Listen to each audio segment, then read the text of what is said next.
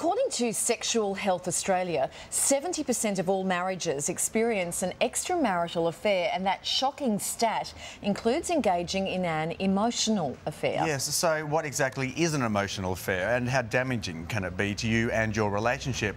Here to shed some light on that for us is relationship therapist and author Tamra Mercieca, who joins us from our Melbourne studio. Hi, Tamra. Hi. So when the word affair is mentioned here, I mean, we often think of a sexual nature.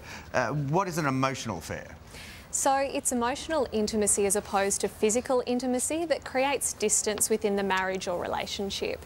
So if you meet somebody, you develop quite a connection with that person, perhaps fall in love, it's if you continue to see that person after that point, that's what you would regard as an emotional affair. Alrighty, so how can you tell if your partner is having one with someone else, an emotional affair? There's a few different signs that you can look at. Maybe they're spending extra time with someone else, late nights at the office. You know, if they've shut down and stopped communicating with you. Also secrecy and deception. So the only reason a person hides something or lies is because they're fearful of how you react. And then increased phone activity. So they're on their phone more and don't feel comfortable with you hearing their conversations or seeing who, you know, they're calling or texting. Right, so it's having an affair, basically, isn't it? Just not following through. Wow. Well, how do you confront your partner about it? Like, what's Kylie going to say to Larry? I've been having an emotional affair with you. With me. Early mornings on the phone. Increased phone contact. Well, obviously there's some issues that need to be addressed, and the only reason a person would embark on an affair is because, you know, there's needs or desires that are not being met within that relationship. So you want to be, you know, don't go out and blame, have a loving conversation with them and just get an understanding of what created that in the first place.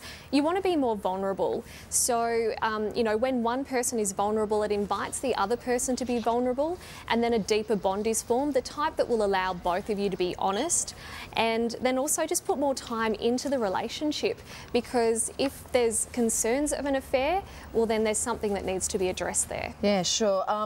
I guess there is the danger of this emotional affair turning into a physical one. That's what every couple would fear, yeah? Yeah, it does tend to be the precursor to that. People try and keep that boundary there, but it doesn't necessarily mean that there's still not an emotional thing going on, and that's really going to be more harmful, because if you've given your heart to someone else, it can be really hard to bounce back from that. Okay, and here are some tips for getting past infidelity. Go to therapy, that's top of the list. Tamra, thank you so much for those tips this morning and for taking us through that. Beautiful, thank you. Thank you. Thanks.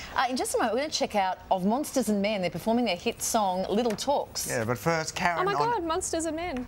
Oh, Tamra's a fan. Tamra loves them, Karen.